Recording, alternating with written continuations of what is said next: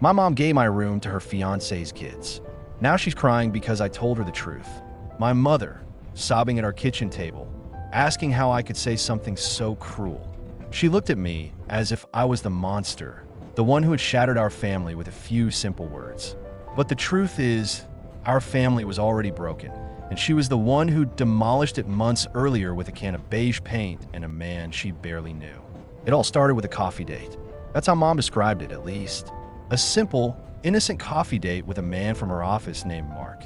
At 17, I was used to my mom, Laura, dating.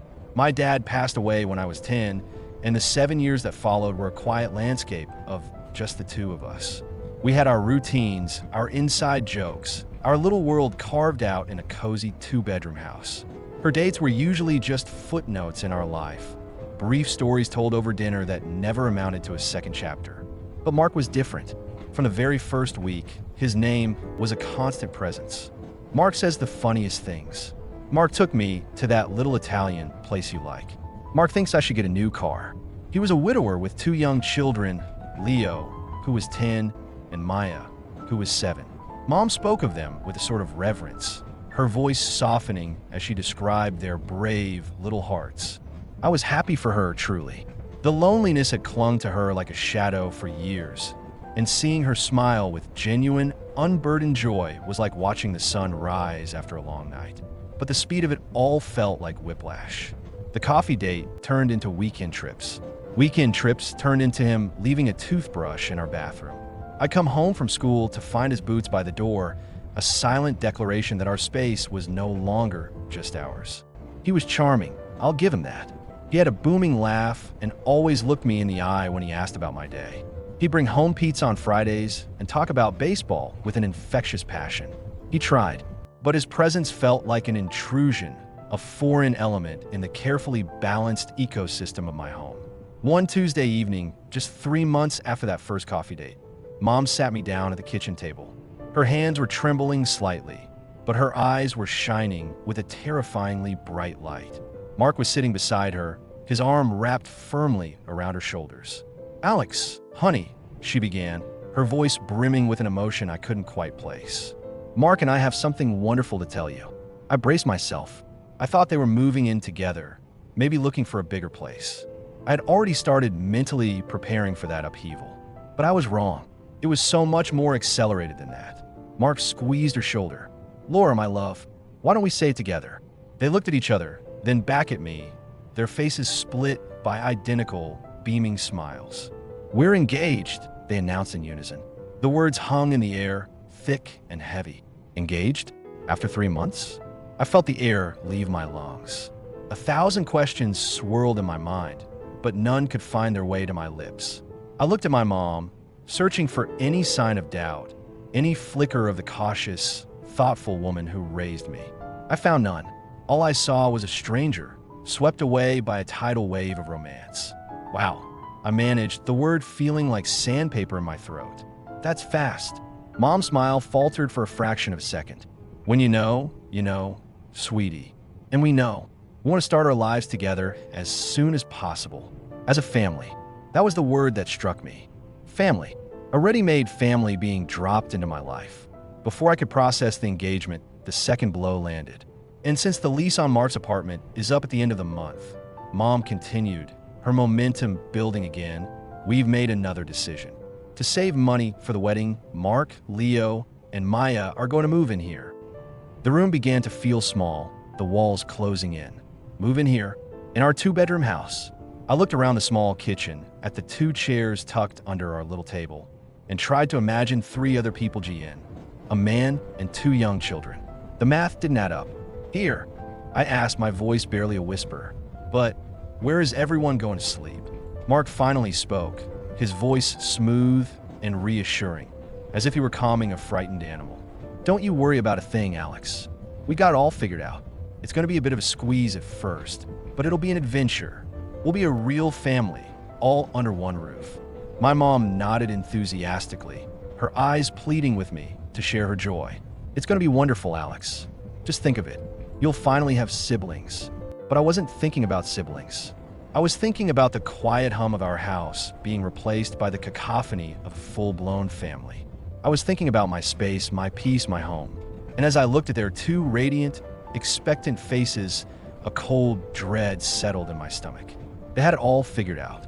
But in all of their whirlwind planning, I had a sinking feeling they hadn't figured me into the equation at all. The last 2 weeks of the month were a blur of cardboard boxes and frantic energy. Mark's life began to bleed into ours, carton by carton. The garage, once my dad's organized workshop and later my own quiet refuge for art projects, was the first casualty. It was now a fortress of stacked boxes labeled kitchen, Leo's toys, and bathroom. The house seemed to shrink with every item that crossed the threshold. Mark was a whirlwind of decisive action. "This old armchair can go.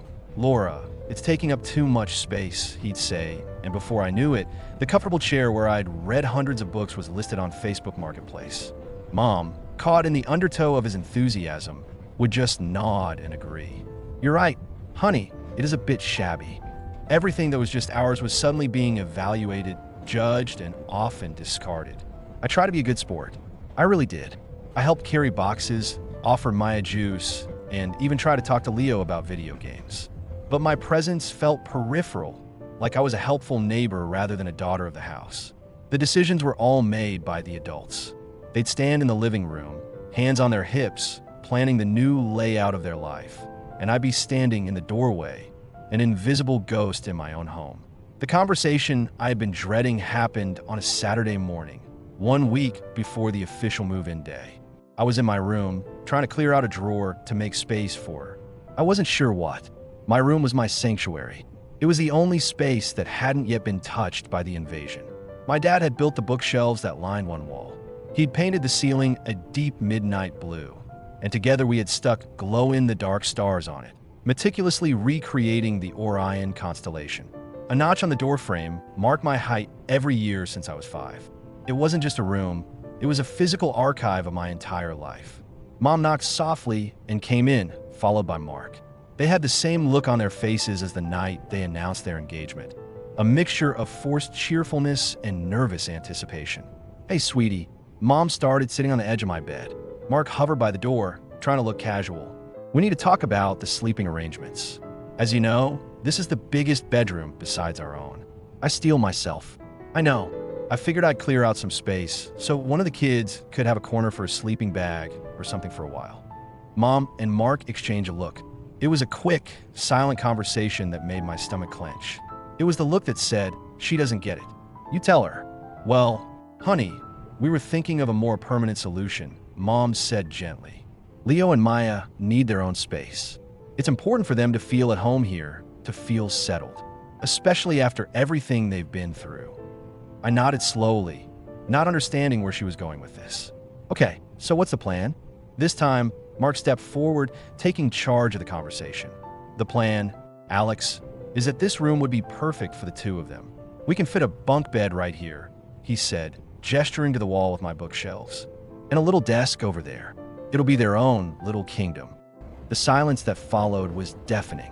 I stared at him, then at my mom, waiting for the punchline. But it never came. They were serious. They wanted to give my room away. "Wait," I said, my voice shaking slightly. "What are you talking about? This is my room. Or where am I supposed to go?" "The guest room, of course," Mom said, as if it were the most obvious solution in the world.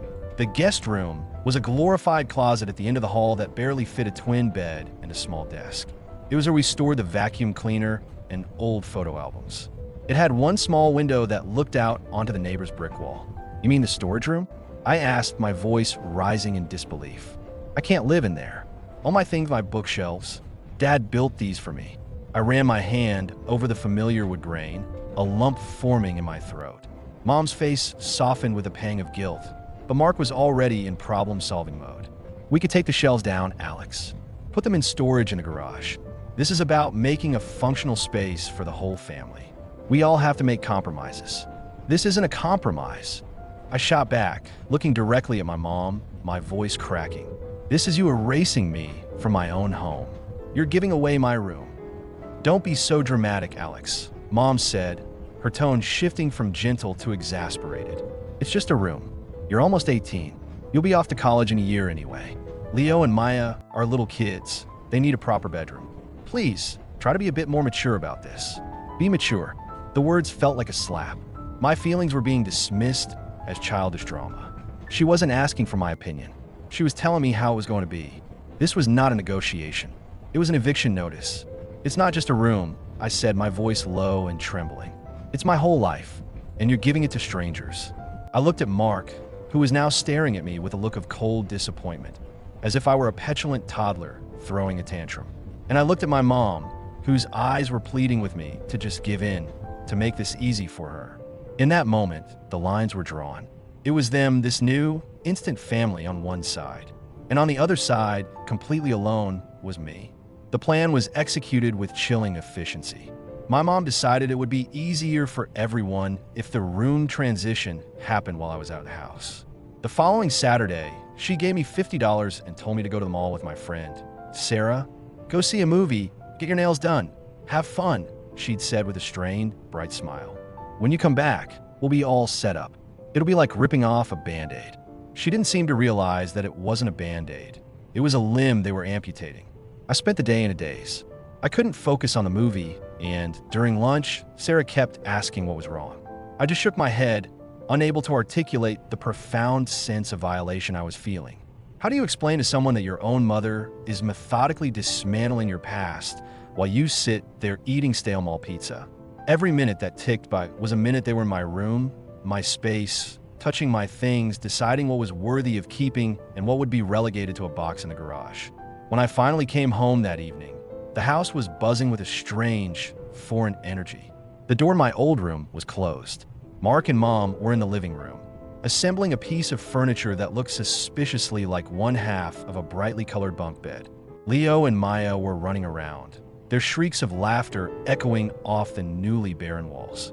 "You're back," Mom chirped, wiping a bead of sweat from her forehead. "We've been so busy. The kids are just so excited. Go on, go see their new room." She said it with such pride, as if she were showing off a masterpiece. Mark grunted in agreement, not looking up from the Allen key in his hand. They genuinely thought this was a happy occasion. My feet felt like lead as I walked down the hallway. I could hear the kids scrambling to follow me. "It's our room now," Maya squealed, tugging on my jeans. I pushed the door open and my breath caught on my chest. The room was unrecognizable. It was like a stranger's house. The walls had been hastily repainted a sterile, gender-neutral beige, covering the soft lavender I had picked out when I was 12. My large, comfortable bed was gone, replaced by a garish blue and pink bunk bed shoved against the wall where my bookshelves used to be. A small plastic table and two tiny chairs sat in the corner where my reading nook had been. My posters were gone, my books were gone, my life was gone. But the worst part, the part that felt like a physical blow, was the ceiling. My deep, midnight blue sky, my carefully placed constellations had been painted over with the same flat, boring beige. My stars were gone. Orion, the first constellation my dad had ever taught me, was extinguished. They had literally erased the stars my father and I had put up together. Leo ran in and immediately climbed the ladder to the top bunk. "This is my side. I can almost touch the ceiling," he yelled triumphantly. Maya started unpacking a box of dolls, lining them up on the windowsill that had once held my collection of snow globes. I just stood there, frozen in the doorway, a tidal wave of grief washing over me. I felt a presence behind me and turned to see my mom, her face glowing with satisfaction. "What do you think?" she asked, her voice full of pride. "We got so much done today. It's so much brighter in here now, isn't it? Perfect for the kids." I couldn't speak. My throat was tight, and I was afraid if I opened my mouth, a scream would come out. I just stared at the beige ceiling, the ghost of my stars mocking me. "Alex, honey, don't you like it?" she prodded, her smile beginning to waver as she finally registered my silence. "We worked so hard. I even saved one of your posters. It's in your new room. My new room, the storage closet." She was offering me a single poster as a consolation prize for the theft of my entire childhood. I turned away from the beige room, away from the happy screams of the children who now lived in my past. I walked past my mother without a word, my body numb, and went down the hall to the storage closet. The door was ajar. My things were piled haphazardly on the small twin bed. The bookshelves my dad had built were nowhere in sight. They were, as promised, in the garage. Out of sight. Erased. Propped against the wall was a single, dog-eared poster of a band I hadn't even listened to in 2 years. That was what my 17 years in that house had been reduced to. A pile of belongings in a cramped, dark closet and a forgotten poster. My mom thought she had just redecorated a room. She had no idea that she had just bulldozed a monument. And in that suffocating little room, surrounded by the ghosts of what I had lost, the silence inside me began to curdle into a slow, simmering rage. The weeks that followed were a masterclass in silent protest. I became a ghost in my own home, gliding through the newly crowded hallways, leaving as little trace as possible. I perfected the art of being present physically but absent in every other way. My life was compressed into the 4 small walls of the former storage closet, a space so tiny that I had to turn sideways to get between the bed and the desk. The house was no longer a place of comfort. It was a territory I had to navigate. Mornings were a chaotic rush of a family I didn't belong to. Mark would be making coffee, Mom would be packing lunches for Leo and Maya, and the kids would be bickering over a cartoon on the TV, the volume always turned up to an earth-shattering level. The quiet ritual of my mom and me sharing toast over the morning paper was a distant, painful memory. I learned to wake up earlier than everyone else, grabbing a granola bar and a bottle of water before slipping out the door before the chaos began. Dinners were the worst. Mom insisted we all eat together at the new, larger dining table Mark had bought. "It's important for the family to connect," she announced cheerfully. These meals were an exercise in torture. I would sit there, pushing food around my plate, while Mark recounted his day at work. And Leo and Maya would interrupt with stories about school or complaints about the food. "Alex, you're being awfully quiet," Mark would say, trying to draw me into the conversation. "Everything okay at school?" "It's fine," I'd murmur, my eyes fixed on my plate. "She's just being a teenager," my mom would say with a light, apologetic laugh, as if my silence was a predictable phase like acne or a bad haircut. She refused to see that it was a direct consequence of her actions. To her, the house was full and happy, a vibrant picture of the family she had always wanted. She couldn't see the gaping hole of my silence, the dark spot in the corner of her masterpiece. I started spending as much time as possible out of the house. I'd stay late at the library, even when I had no homework. I picked up extra shifts in my part-time job at the bookstore. I went on long walks with Sarah, who became the sole keeper of my sanity. I just don't get how she can't see it. I vented to Sarah one afternoon as we sat on a park bench. She looks at me, and all she sees is a moody teenager. She doesn't see that she broke my heart. She literally painted over my dad's memory and expects me to be happy about it. "She's in a bubble," Sarah said, always the pragmatist. "A love bubble. She doesn't want anything to burst it, and right now you're the pin." The resentment I felt was a heavy, constant weight in my chest. I'd hear Maya's laughter coming from my old room, and I would flinch. I'd see Mark sitting in my dad's old chair in the living room, and a hot, bitter anger would rise in my throat. This wasn't my home anymore. It was a museum of my former life, and I was the ghost haunting it. My mom tried, in her own clumsy, oblivious way, to reach out. She'd knock on my door, her voice hesitant. "Alex, can we talk?" "I'm busy," I'd reply, not opening the door. "You're always busy," she'd say, her voice laced with a growing frustration. "I'm trying, Alex. I feel like you're shutting me out. You're shutting all of us out." She didn't understand that she was the one who had closed the door first. She had locked me out of my own life, my own history, and then she'd handed the key to a family of strangers. She saw my withdrawal as a rejection of her new happiness, of Mark, of the kids. She couldn't, or wouldn't, understand that it was a reaction to my own profound loss. The time bomb was ticking. Every dismissive laugh, every be mature comment, every cheerful, oblivious morning was winding it tighter. I was bottling up weeks of anger, grief, and a sense of betrayal that was so deep it felt bottomless. And I knew, with a terrifying certainty, that sooner or later it was going to explode. The breaking point came on a Thursday night. It was late October, and the air was crisp with the promise of autumn. Mark had announced he was making his famous chili for dinner. The house was filled with the smell of cumin and simmering tomatoes, a smell I knew I would forever associate with this period of my life. I had planned my escape. I told them I had a study group and was going to grab a sandwich on my way. I was in my room, a tiny sliver of space I now called my own, packing my bag when I overheard a conversation from the hallway. The door was slightly ajar. It was my mom and Mark, their voices low. "She's going out again?" Mark asked. There was an edge to his voice I hadn't heard before. It was pure frustration. "That's the third time this week, Laura. She lives here, but she's never here. It's not fair to Leo and Maya. They feel like they have to walk on eggshells around her." My blood ran cold. I was the one making them uncomfortable? I know. My mom sighed a weary, defeated sound. "I don't know what to do." I try to talk to her, and she just shuts down. It's like she resents us. She resents our happiness. "Well, something has to give," Mark said, his voice firm. "We are a family now. She needs to get on board, or I don't know. But this moping around has to stop. It's bringing everyone down." That was it. That was the spark that lit the fuse. Moping around. They had stripped me of my history, my comfort, my sanctuary, and they had the audacity to call my grief moping. I pushed the door open so hard it banged against the wall. They both jumped, startled. My mom looked at me, her face a mixture of guilt and alarm.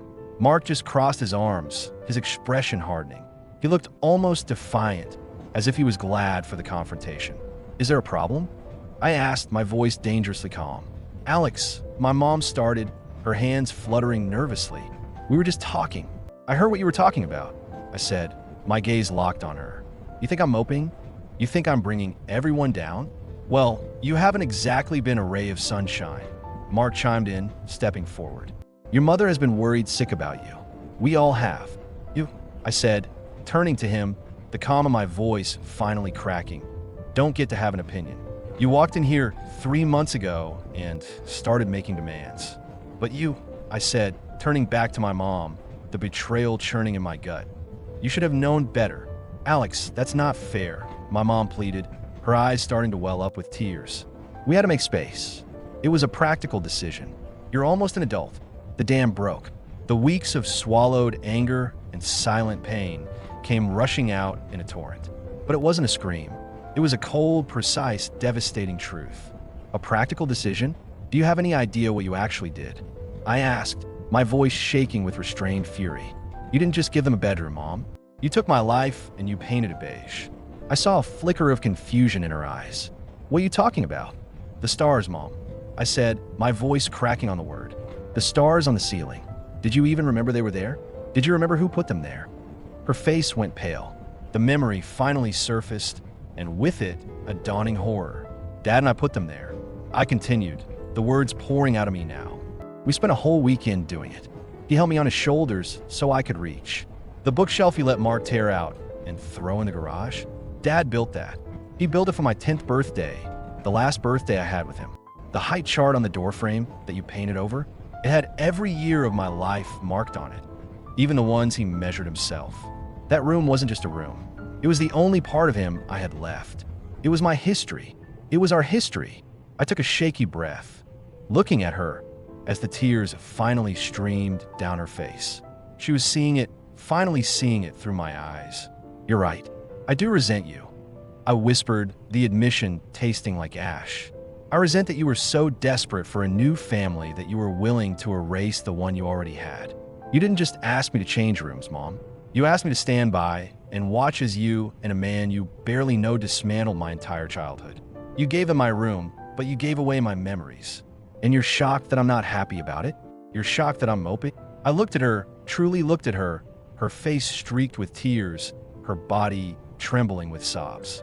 She looked utterly broken. Mark stood by helplessly, his face white, the justification and anger completely drained from him. He had no defense against this. "You're crying now," I said, my voice flat, devoid of any sympathy. "But what you don't understand is that I've been crying on the inside for 2 months. You just finally gave me a reason to let it out." I grabbed my bag, pushed past both of them, and walked out the front door, not knowing where I was going, only knowing that I couldn't spend another second in that house full of strangers. The silence I left behind was louder than any argument we could ever have had. I walked for hours. The cold night air was a welcome shock to my system, clearing the fiery rage from my head and leaving a hollow, aching sadness in its place. I ended up at the park, sitting on the same bench where I confided in Sarah. Under the dim park lights, I finally let myself break. I cried for my dad, for the little girl who had placed stars on her ceiling with him. I cried for the teenager who had lost her sanctuary. And I cried for the relationship with my mother that now felt like it was shattered into a million pieces. My phone buzzed relentlessly in my pocket.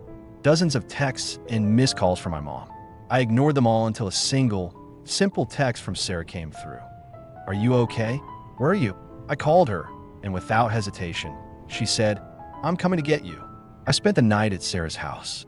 Her parents, who had known me since I was a little girl, asked no questions, simply offering me a warm blanket and a cup of tea. For the first time in months, I felt safe. I wasn't a ghost or an inconvenience. I was just Alex. The next day, I knew I couldn't hide forever. I had to go back. When Sarah dropped me off, the house was eerily quiet. Mark's car was gone, and when I stepped inside, my mom was sitting alone at the new, oversized dining table, staring at a cold cup of coffee. She looked like she hadn't slept at all. Her eyes were red and swollen, and she looked older, more fragile than I had ever seen her. She looked up as I entered, and her face crumpled. "Alex," she whispered. "I'm so sorry." I didn't say anything. I just stood there waiting. "You were right," she continued, her voice thick with shame. I was so caught up in the excitement, in the idea of having a complete family again, that I stopped seeing you.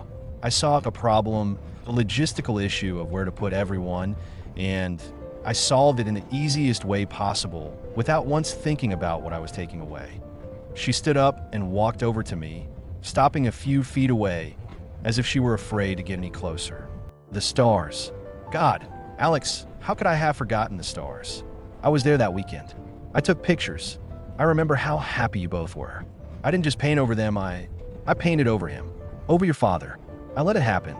The apology was real. It wasn't an excuse or a justification. It was a confession. I could see the depth of her regret in her eyes. The anger inside me had burned out, leaving only the hurt. "Why didn't you say something more?" she asked, her voice pleading. "Why did you let it build up like that?" "Because you told me to be mature," I said quietly, the words still sharp. "You called it being dramatic. You made it clear that my feelings were an inconvenience to your new life. So I did what you wanted. I shut up. I disappeared." The truth of that statement hung between us, stark and painful. We stood in silence for a long time, the quiet of the house a testament to the damage that had been done. Things didn't magically get better overnight. Mark came back later that day, and the atmosphere was thick with unspoken tension. He gave me a wide berth, muttering a quiet, awkward, "I'm sorry, Alex," which I simply acknowledged with a nod. He and my mom had a long, quiet conversation behind their closed bedroom door that night. But something fundamental had shifted. A foundation had cracked. A few days later, my mom sat down with me again. She had a notepad and a pen. "This is not a solution," she said, her voice steady. "I can't give you your room back, not right now, and I can't undo what's been done. But what I can do is start listening. What do you need, Alex? What we need to do to make this house feel like your home again?" It was the first time I had been asked. We talked for over an hour. I told her I needed my dad's bookshelf back. Not in the garage, but in my room, even if it made the small space even more cramped. I told her I wanted one night a week, just the two of us for dinner or a movie, like we used to. I told her I needed them to acknowledge that I was a part of this family, not just a remnant of the old one. Slowly, tentatively, we started to rebuild. That weekend, Mark, in a silent act of penance, brought the bookshelves up from the garage, cleaned them, and helped me install them in my room. Seeing them, filled with my books, was like getting a piece of myself back. My mom and I started having our night every Tuesday. It was awkward at first, but we gradually found our old rhythm. My relationship with Mark and his kids may never be warm, but it settled into a place of quiet, respectful distance. They were my mom's new family, but I was, and always would be, her daughter. The experience forced me to grow up in a way I never expected.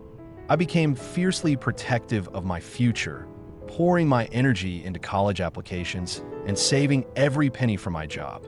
My goal was clear: to build a space of my own, one that nobody could ever take away. The beige paint still covers the stars on my old ceiling, a permanent scar of a painful time. But I no longer see it as an erasure. Instead, it's a reminder that a home isn't just about walls and a roof. It's about being seen and heard. It's a reminder that sometimes you have to burn everything down to find out what's truly fireproof. And in the ashes of that conflict, my mom and I found a new foundation, one built not on a shared past that could be painted over, but on the painful, honest truth of the present.